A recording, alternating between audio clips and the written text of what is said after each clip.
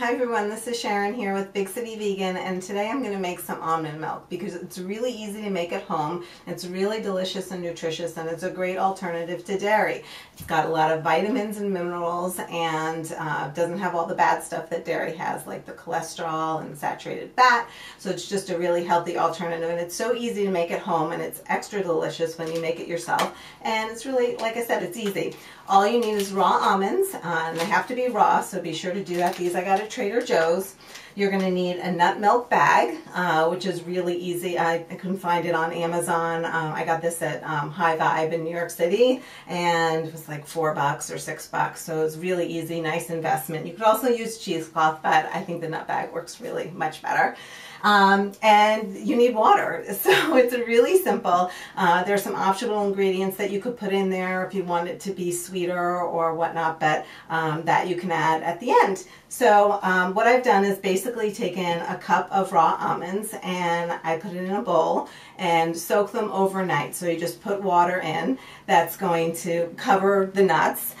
These ones have been soaked overnight, and again it's about 10 to 12 hours, and you'll notice that they've plumped up. So your cup of nuts, raw almonds that you put in there has actually grows to about 1.5 or 1 3/4 cups because it absorbs the liquid. So anyway, so then what you're going to do is just simply pour out the almonds through a colander. And because you don't want to use the water that you soak the almonds in when you make your almond, you're going to use fresh water. So again, I had a cup of almonds originally to start, and now I have a little bit more. So I'm going to go ahead and put those in the blender.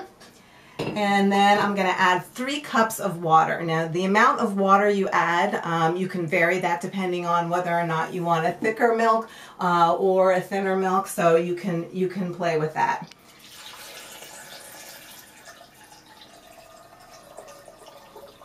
So that's about 3 cups, and then we're just going to blend and let it go for a couple minutes.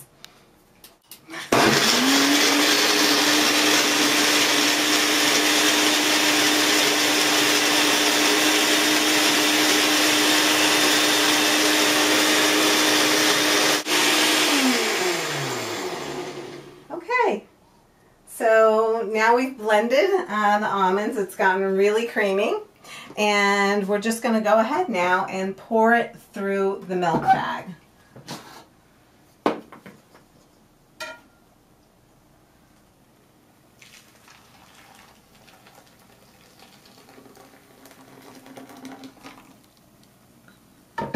Okay, and this is kind of the fun part because you get to kind of squeeze it out, all the milk, and there's the leftover almonds, you know, the pulp in there.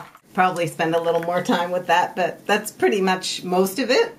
And then what we're going to do is just, you're going to pour it into a container, and then you can store it, a closed container, for a few days, and you'll have your almond milk. And just so we can see what that looks like.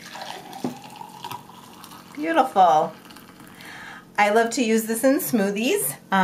Really great, and for some people who love coffee, it's really great because it's really thick like a creamer. But again, if you want a thinner milk, you can always add more water. You can add more water now, or you can store it thick and then just add more water as you take it out for each serving, so you don't have to store as much. And again, you could put like maybe a teaspoon of or half a teaspoon of vanilla in if you want to have it a little sweeter, maybe a little bit of maple syrup or a date or two, and it's really great and easy to do. So I hope you'll try making some almond milk at home and enjoy it. This has been Sharon with Big City Vegan. We'll see you next time. So what you want to do is get out as much of the milk as you can, and squeezing it, but you're going to be left with a lot of pulp from the almonds, and you can see here that you've got a lot of the almonds here. And what you can do is actually take this and put this in a dehydrator if you have one, and let it dehydrate, and then you can actually make it into almond flour. So there's a lot that you can do when you make homemade almond milk.